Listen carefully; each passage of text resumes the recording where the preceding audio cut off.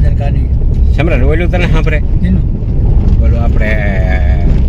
રમતા તઈ ઓલું હાઠીકડામાં એક વાહુ મોટરસાઇકલ ને ક્લોઝ જેવું હોય ને તું બ્રેક મારતો હોય. હા અરે હું બહુ મેરો બુલેટ બહુ આવી ગયો અરે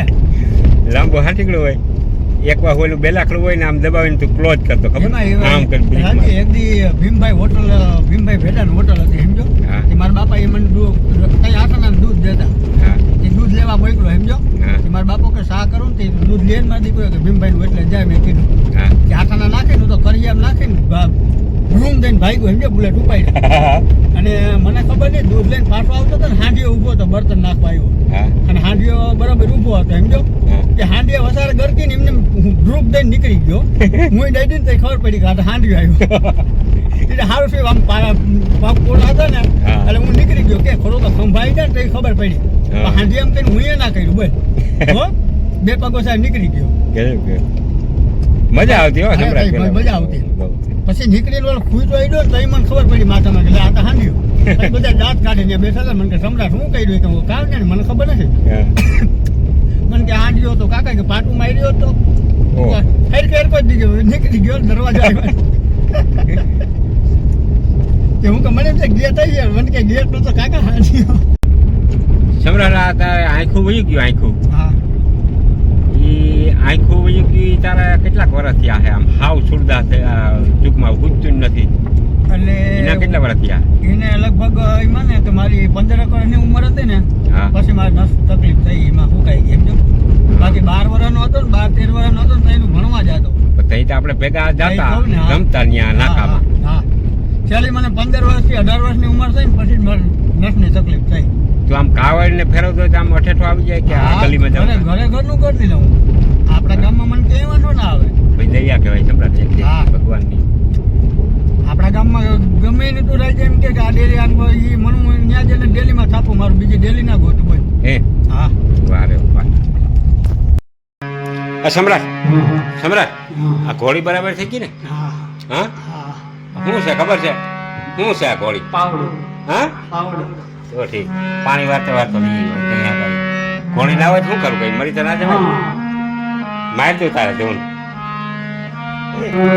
લક્ષ્મી નારાયણ નારાયણ નારાયણ શ્રીમન નારાયણ નારાયણ નારાયણ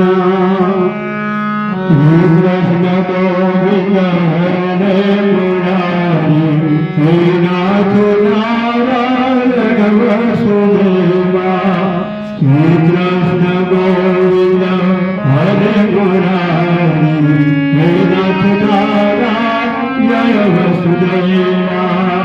તમેવ માતા જપિતા તુમેવ તમેવ બંધુ સુખા તુમેવ તમેવ વિદ્યા દેવ્યં તમેવ તમેવ સર્વ મમ દેવ દેવં એક ઘડિયાથી ઘડી ઘડી ભેજો દુનિયા સંગત સાધવે તો ભટકો નિકળે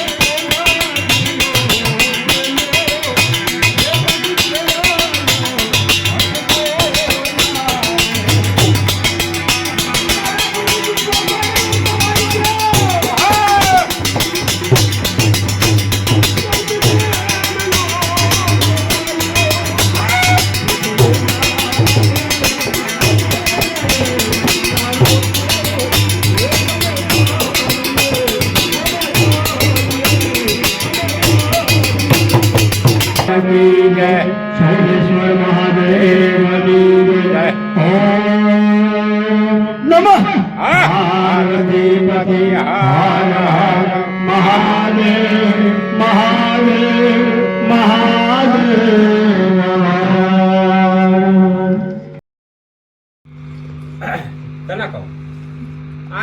વીઘાનું જીરું વાવ્યું અને 5 વીઘાના સૈણાવા વાવ્યા અને ઘઉં વાવ્યા સમ્રાટને કહું તે લગભગ 30-35 વીઘાના અને આવી રીતે બધું વાવી અને આજ નેવડો હતો હું ધૂન ભૂન આપણે બોલી આવી હા પી લે પછી ગાવા મને બાપા શૈલેશ્વર મહાદેવના આંગણે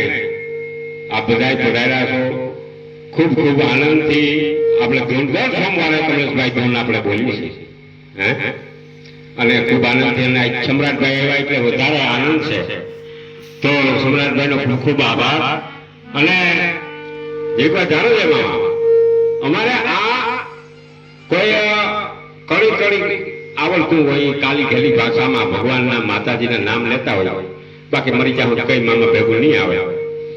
2 શબ્દથી આ શરીરની શરૂઆત નર નારી. 2 અક્ષર પગ, હાથ, પેટ, છાતી, માથું, હોઠ, દાંત, આંખ, શબ્દ 2. ત્રીજો શબ્દ નહીં કમલેશભાઈ, જીભ. તમે સીરી નાખો તો લોહી, હાડ, માંસ, વાળ. પછી કોઈ કલર કરાવે તો કાળા, ભૂરા, રાતા. ત્રીજો અક્ષર ની 2 અક્ષર ના હોય મોવાળા તો મુંડો, ટકો, ટાઈ. ત્રણેય પૂરું થાય. જો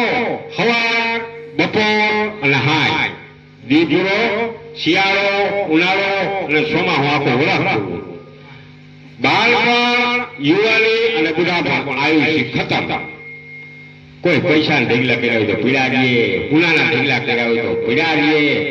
જાવું જાવું જાવું, એક ચોરી એક ટકો બધાને જાવું. પણ આ હરિ કીર્તન કરીએ, કોઈ માતાજીને યાદ કરી નામ લઈ બે ઘડી કાલની ભાષામાં એ વેઠું આવીએ ને આ જવાબ લેવા થાય કામે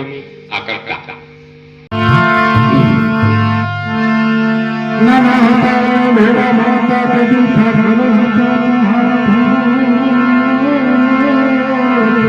હા મામા